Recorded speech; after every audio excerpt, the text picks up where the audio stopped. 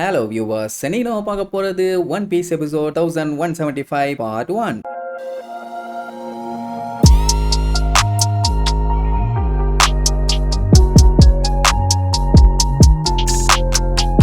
Open பண்ணா அந்த Loki பயலுக்கு அடிபட்டிருக்குதுன்னு அவனுக்காக சாப்பாடு வேணும்னு வேட்டையாடுறதுக்காக கோல்பர்க், ஜோரோ, சஞ்சி இவங்க 3 பேரும் காட்டுக்குள்ள வேட்டையாட போனாங்கல்ல. அப்படி போனவங்க ஒரு பெரிய சைஸ் டைனோசர் ஒன்னாங்க பாப்பாங்க. அத ஒன்னு அடிச்சா போதும் ஊரே திங்கலாம், அவ்வளவுதானே நாங்க பாத்துக்கிறோம் பானுங்க, ஏன் நாங்கெல்லாம் பார்க்க மாட்டோமா பானா. அது கத்திக்கிட்டு பயங்கரமா இவங்களை அட்டாக் பண்ண வரும். அப்போ கோல்டுபர்க் அவன் ஷீல்ட வச்சு தடுப்பான். அப்பதான் காட்டுறாங்க அவன் ஷீல்டு வந்து பேசும். அது எப்படின்னா நம்ம பிக் மாம் கிட்ட அந்த பேசுற கிளவுட் இருந்துச்சு, அதான் இப்ப கூட நம்பி வச்சிருக்காளே, அந்த மாதிரி இவங்கிட்ட இந்த ஷீல்டு, அதால பெருசும் ஆக முடியும் சின்னதும் ஆக முடியும். இப்ப அத்தா தண்டி மிருகம் அட்டாக் பண்ண வரத பார்த்த உடனே அதை பார்த்து பயந்துகிட்டே பெருசாகும். வந்த மிருகம் ஒரு கடி கடிக்கும், ஆனா கடிக்க முடியல. சோ கத்திட்டு கிடக்குமா, இதுதான் நம்ம சான்ஸ், களத்துல இறங்குங்கன்னு சொல்லிட்டு கையில இருக்க ஆயுதத்தை ஒரு ஸ்விங் பண்ணுவான். அப்போ ஜோரோ சஞ்சி கிட்ட டேய் நீ கரெக்டா வச்சு அடிச்சு விடுறான்பா, நான் இப்ப கிக் பண்ண போறதுல நீ போக மட்டும்தான் செய்வா, வரமாட்ட மகனே அப்படின்ட்டு காலை நீட்டுவானா. நம்ம ஜோரோவும் ஏறி நின்னுக்குவான். ஆல்ரெடி அந்த கோல்டுபர்க் ஒரு ஸ்விங் பண்ணும் போதே பயங்கர ஃபோர்ஸ் இருக்கும். அந்த ஃபோர்ஸோடவே சஞ்சி சேர்த்து கிக் பண்ணுவான். ஜோரோவும் ஒரு பிரஷர் போட்டு ஜம்ப் பண்ணுவான். அவ்வளவுதான், சரியான ஸ்பீடு. போன வேகத்துல அந்த மிருகத்தோட கழுத்தை ஒரே போடு, அவ்வளவுதான், சோலி முடிஞ்சு. சோ சாப்பாட்டுக்கு பெரிய மிருகமா ஒண்ணு ரெடி பண்ணிட்டானுங்க. இதோட பேரு குரோக்கியோசரஸ். ஒரு ஊரே உட்கார்ந்து திங்கலாம். அது மட்டும் இல்லாம இதோட டேஸ்டும் ரொம்ப நல்லா இருக்கும். நிறைய ஃபேட் இருக்கிறதுனால ப்ரிப்பேர் பண்றதுக்கு கொஞ்சம் டைம் ஆகும். ஆனா பார்ட்டி பண்ணிக்கிட்டே இதை சாப்பிடும் போது அதோட டேஸ்டே வேற லெவல்ல இருக்கும்னு கோல்டுபர்க் சொல்லுவான். குக் பண்றதுக்கு ஏதாச்சும் இருக்குதான்னு கேட்டா ஹண்டிங் ஷெட்னு ஒன்னு இருக்காமா இங்க. அங்க இவங்களுக்கு தேவையான எல்லாமே இருக்குது. ஏன் தேவையான ஹெர்ப்ஸ் கூட அங்க இருக்குமாமா. சரி அதெல்லாம் ஓகே, இது என்னது ஏதாச்சும் டெவில் ஃப்ரூட்டான அந்த ஷீல்ட பார்த்து கேட்பான். அப்பதான் அவன் மேட்ரே சொல்லுவான். கோல்டுபர்கோட அப்பா பிக் மாமை காலி பண்றதுக்காக போனப்போ இந்த ஷீல்டுக்கு ஆக்சிடென்டலா உயிர் வந்துருச்சு, அதை தான் இப்ப இவனுக்கு கொடுத்திருக்காரு. இதை கேட்ட உடனே நம்மளுக்கு ஷாக் ஆகும். ஏன்னா ஜூஸும் இதே மாதிரி தானே. இதை சொல்லிட்டு போவானுங்க. அந்த பேரை கேட்ட உடனே அந்த ஷீல்டு கத்தும், உங்களுக்கு ஜூஸ தெரியுமான்னு. ஏன்னா ரொம்ப டேஞ்சரான ஹோமிஸ்ல அதுவும் ஒண்ணாமா. பட் அதுதான் நம்ம நமியோட கைக்குள்ள பூனை குட்டி மாதிரி இருக்குது. சரி ஓகேன்னு சொல்லி பேசிக்கிட்டு அந்த அனிமலை தூக்கிட்டு போவாங்க. பெரிய பீஸ் அவன் தூக்கிக்குவான். கழுத்தை வெட்டி அதோட நீளமான கழுத்து தனியா விழுந்துச்சுல்ல, அதை நம்ம பழுக தூக்கிக்கிட்டு பின்னாடியே வருவானுங்க. அதே நேரம் இங்க லோக்கி பாத்தீங்கன்னா மத்தவங்க எல்லாத்துக்கிட்டையும் இவனுக்கு எப்படி இப்படி காயமாச்சுங்கிற எல்லா மேட்டரையும் சொல்லிடுவான். அதாவது வேர்ல்டு கவர்மெண்ட்ல இருந்து ஆளுங்க வந்தானுங்க, வந்து அவனுங்களோட நைட்ஸ் ஆஃப் காட்ல என்னைய சேர்ந்துக்க சொன்னானுங்க. நான் முடியாதுன்னு சொன்ன உடனே என்னைய போட்டு இந்த மிதிச்சிட்டானுங்க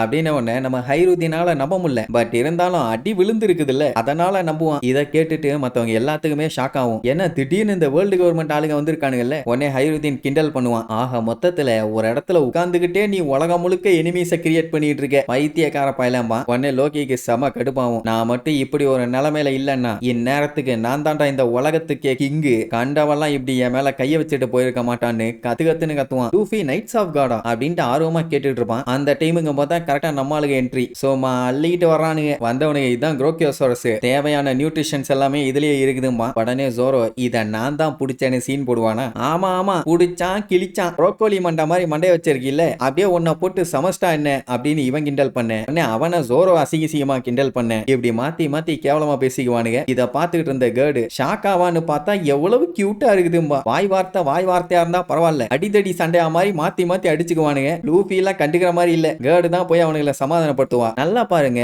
இவனுங்க வேற யாரு கூட சண்டை போட்டா அந்த இடமே ரணகலமாயிரும். ஆனா அவனுக்குள்ள அடிச்சுக்கிட்டானுங்கன்னா அந்த இடத்தை சுத்தி எந்த பாதிப்பும் இருக்காது. அப்படி பட்டும் படாமல் தொட்டும் தொடாமல் அடிச்சுக்கிறது. அதே நேரம் ஸ்டான்சன் பிஞ்சு விழுந்த மரக்களை எல்லாம் தூக்கிட்டு வந்திருப்பான். குக் பண்ணோன்னா அதை எரிக்கிறதுக்கு தேவையில்ல. அதுக்கு ஒரு வழியா இவங்களுக்கு தேவையான எல்லாமே கிடைச்சிருச்சு, இனி சமையல் பண்ண வேண்டியதான்னு அடுப்புல வச்சு நல்லா சமைக்க ஆரம்பிப்பாங்க. சமைக்கும் போதே ஸ்மெல்லு சும்மா தூக்கும். லூஃபி எப்படா நமக்கு கிடைக்கும்னு அப்படியே ஆர்வமா வாயை பொழந்துட்டு உட்கார்ந்துகிட்டு இருப்பான். அப்படியே குக் ஆகிக்கிட்டே இருக்கும். ரெடி ஆயிருச்சா ரெடி ஆயிருச்சா ரெடி ஆயிருச்சான்னு லூஃபி கேட்டுக்கிட்டே இருப்பானா. ஆட கொஞ்சம் பொறுமையா இருறா, ரெடியானா சொல்லுவான்பானுங்க. ஆனா அவன் திருப்பி திருப்பி கேட்டுட்டே இருப்பான். கரெக்டா செஞ்சு ரெடி ஆயிருச்சுன்னு ஒரு வார்த்தை தான் சொல்லுவான். ஸ்மெல்லே ஆளை தூக்குதுன்னு அடுத்த செகண்டே அங்க இருக்க ஒரு பீஸ் எடுத்து அப்படியே வாயில தூக்கி போட்டுருவான். அதுவும் எப்படி கொதிக்க கொதிக்க. அட கிறுக்கு பையல, நீ ஏன்டா ஃபர்ஸ்ட் சாப்பிட்டுட்டு இருக்க, அடிபட்ட அவனுக்கு தான்டா முதல்ல குடுக்கணும்னு ஒண்ணு. அட ஆமா இல்லன்னு சொல்லிட்டு மறுபடியும் கொதிக்கிற அந்த பெரிய பீஸை தூக்கிக்கிட்டு லோக்கே உனக்காகவே செம்மையா ரெடி பண்ணி இருக்குது, டேஸ்ட் அல்லுது, எந்தா சாப்பிடுன்னு வாயில கொண்டு போய் ஒரே ஓடு. அவன் கதர்னு கதறுவான். அட சண்டால பையலே சுட சுட வாயில வச்சிட்டியாடான்னு. இன்ஃபேக்ட் அவனால கத்த கூட முடியல, கதறான். கேர்டு பார்த்துட்டு அவன் இந்த கத்து கத்துனா இல்லன்னா போட்டிருக்க கட்டெல்லாம் வேஸ்ட், காயமெல்லாம் பிச்சுக்கும்பா. அவன் அந்த பீஸை தட்டி விட்டுட்டு, ஏன்டா அறிவு கட்டவனே என்னென்ன கொல்ல பாக்குறியான்னு கத்துனா இழிச்சுக்கிட்டே. பரவாயில்லையே பையன் நல்லாதான் இருக்கான் போல, சரி சரி கொடுத்தத ஒழுங்கா சாப்பிடு, அப்பந்தான் சீக்கிரமா உனக்கு சரியாகும், இல்லன்னா உனக்கு குழி தோண்டவே 3 மாசம் ஆகும், தின்னு தொலைம்பா. சரின்ட்டு லோக்கியும் கஷ்டப்பட்டு கருக்கு முறுக்குன்னு கடிச்சு திம்மா. என்ன பஞ்சாயத்துனா படுத்து கிடந்து சாப்பிட்டுட்டு இருக்கானா, அதனால ஒழுங்கா அவனால முழுங்க முடியல, தொண்டையில சிக்கிக்கும். சோ இருமிட்டு கிடப்பான். ஐயோ தொண்டையில சிக்கிக்கிச்சா, அப்படின்னா ஏதாச்சும் பண்ணணுமே.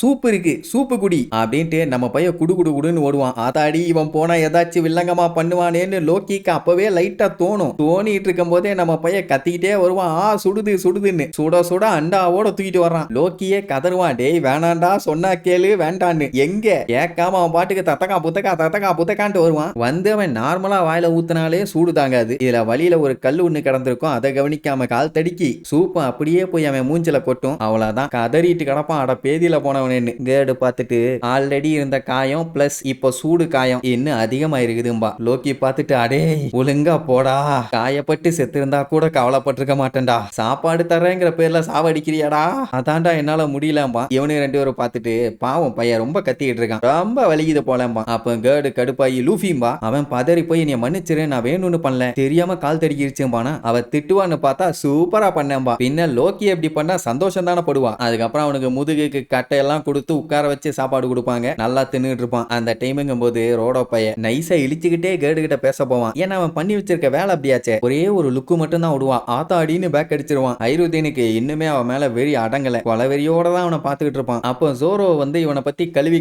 ஊத்தின உடனே, ஏன்டா இவனும் இங்க இருக்க ஜெயிண்ட் தானே, எதுக்கு அவன் மேல வன்மத்தை இப்படி கக்குறான்பா, உனக்கு இவனை பத்தி முழுசா தெரியல, இவன் ஒண்ணுத்துக்கு ஆக மாட்டான், லூஃபி கிட்ட சத்தியம்லாம் பண்ணியிருந்தான், இப்பதான் தெரியுது அது எல்லாமே பொய்ன்னு அப்படின்னு சொன்ன உடனே லோக்கி கடுப்பாயிருவான். அந்த ஷாங்க்ஸ பத்தி தானே சொல்றீங்க, அவன் எங்க இருக்கான் என்னன்னு எனக்கு தெரியும், அதை உங்ககிட்ட சொல்ல வேண்டாம் தான் நினைச்சேனே தவிர உங்ககிட்ட நான் பொய் சொல்லலாமா. இப்போ ஜோரோக்கு டவுட்டா தான் இருக்குது, அப்படி உனக்கு தெரியும்னா இப்பவே கக்குடா அப்படிம்பா. லோக்கி செம உசாரு, டீல் இஸ் அ டீல், என் கையில கால்ல போட்டிருக்க சங்கிலி அவுத்து விட்டீங்கன்னா நான் சத்தியம் பண்ண மாதிரியே உங்களுக்கு மேட்டர் சொல்லுவேன், நீங்க தான் உங்க ப்ராமிஸையே காப்பாத்தலையே அப்படின்னு ஒன்னு. ஜோரோக்கு அதுக்கு மேல அவன்கிட்ட என்ன கேட்கறதுன்னு தெரியல. ஏன்டா ஷாங்க்ஸா பார்க்கணும்னு உனக்கு என்ன அவ்வளவு ஆர்வமானு கேட்பான். அதுக்கப்புறம் அவனே ஆமாவா சின்ன வயசுல பார்த்ததுங்கிறீல, அப்போ உனக்கு ஆர்வம் இருக்கத்தான் செய்யும்பா, நீ பேசுறதெல்லாம் வச்சு பார்த்தா உனக்கும் அந்த மாதிரி ஏதோ ஆர்வம் இருக்கிற மாதிரி தெரியுது, உண்மையான்னு கேட்டா ஆமாம்பா. அது என்ன கதைன்னு கேட்டீங்கன்னா, சின்ன பையனா இருக்கும்போது நம்ம லூஃபி என்ன ஃபீல் பண்ணானோ அதே மாதிரி தான் இவனும் ஃபீல் பண்ணியிருக்கான். கதையும் பாத்தீங்கன்னா சிமிலரா தான் இருக்கும். அதாவது ஷாங்க்ஸ் வந்து பார்ல சரக்கு அடிச்சுட்டு இருக்கும் போது நம்ம பையன் வந்து என்னையும் கூட்டு போங்கன்னு சொல்லுவான்ல, அதே மாதிரி தான் லோக்கியும் வந்து ஒரு பைரட் கிட்ட என்னையும் உங்க கூட கூட்டு போங்கன்னு இருப்பான். ஏன்டா குழந்தைகளை கூட்டு போக நான் என்ன அங்க பல்லாங்குழியாடா விளையாடிட்டு இருக்கேன், எத்தனை டைம் சொல்றது, அதெல்லாம் முடியாதுன்னு இருப்பான். உடனே கடுப்பாயி அப்படின்னா என் கூட சண்டைக்கு வா, உன்னை தோக்கடிச்சேன்னா என்னைய கூட்டு போன உடனே அவனுக்கு கடுப்பாயிரும். ஷாங்க்ஸ் ஆச்சு பக்குவமா சொல்லி விட்டுட்டு போனான். ஆனா இந்த பைரட் டெரர், அவனுக்கு ஏத்த மாதிரி தானே இருக்கும். ரத்தம் வர அளவுக்கு அவனை அடிச்சு கவுத்தி போட்டு தான் அங்க இருந்து கிளம்புவான். ஏன்னா எப்படி அவனை ஃபாலோ பண்ணி பின்னாடி வருவான்னு அவனுக்கு தெரியும் போல. 2 பைரட்ஸ் இருந்திருப்பாங்க. அடிச்சவன் கூட வந்த பைரட் யாருன்னு பார்த்தா நம்ம ஒயிட் பியர்டு. ஆனா அந்த மெயின் பைரட் யாருன்னு தெரியல, மூஞ்சியே ஒழுங்கா காட்டலன்னு வைங்க. அப்படியே முக்கிய முடங்கி பார்ப்பான், ஒன்னும் வேலைக்கு ஆகல. சோ இது எல்லாத்தையுமே சொல்லிட்டு நான் ஒரு தப்பான இறால பிறந்துட்டேன், என்ன பண்றது என் தலை எழுத்துன்னு டென்ஷன் ஆவான். சரி இப்படியே வச்சுக்கிட்டு இவங்கிட்ட இருந்து நியூஸை கறக்க போறானுங்களா இல்ல அவுத்து விட போறானுங்களான்னு அடுத்த எபிசோட்ல பார்க்கலாம். டாடா.